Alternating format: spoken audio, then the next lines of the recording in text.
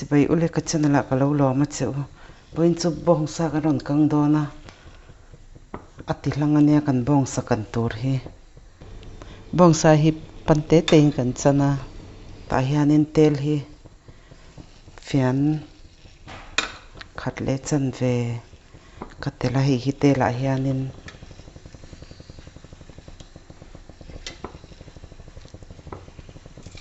kan zukang phat dawn ani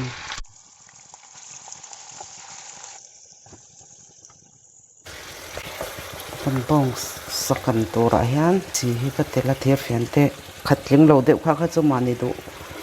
dana tel ni se hi ti hianin kan char char dawn kan chok char char dawn ani kan bawngsa kan po atui te lo chuak về tiệm triệu to khu cái kan căng hul kan chok hul vek dawn ani bawngsa po hi ti hianin tui lo chok nem to ti hianin hai hi ta kan da tui kang khleng khwan kan chuang dawn ani chi le tel chia kha kan tela ta hianin thil dang kha eng ma kan la tel lo ani ka chame siam te thain ti zong te ni chuanin min lo subscribe ve ola min lo share saka min lo like sak ve dawn nia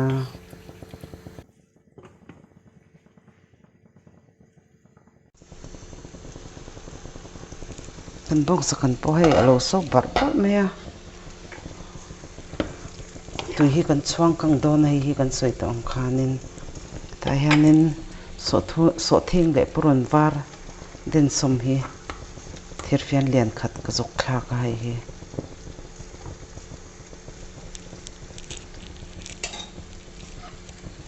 chin le ri dawn ani bawngsa hi chu min har deuh hlek awangin bawngsa hian tui kan lo lei dawn ani ti hianin thir bela hian ka kang min dawn ani bawngsa hi mi sang sang ina chi sang sang hian kan siama ka siam ang hian lo siam ve chin ro tuin ti ve veu ka ring ani kukara kan han phit hian ati te hi anem deuh bika hetianga thir bela han chum min hi chuanin hun te ru chu adu ama ro chu asa khu akhal deuh tala a min te po hian se tur te hi tampi ka tui bi ke em ani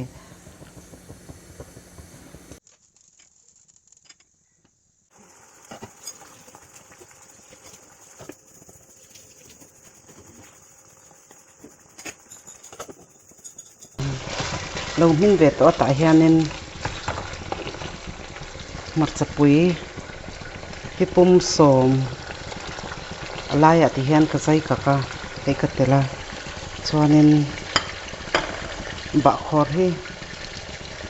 heng te hi a siam du em awangin hi meya hian kan ro lokanga hi ti hian heta hian ti hianin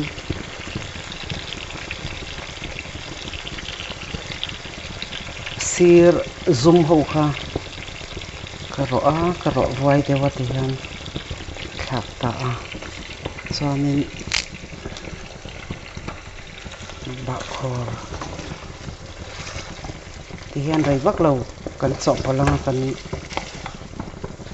marcha te poi lo nem dewanga kan off to don ni e hi du chuanin thirbel khera khanin te lovin ko kara te po khanam phit min thei thawa kan uple deuh hlek don ni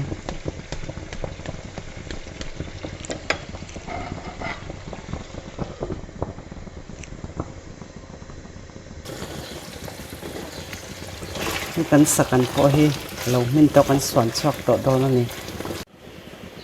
hi ne kan bawngsa kan chu thain ti zong te ni chuan in lo siam ve don ania ka chanal min lo thlir saka wangin ka lo me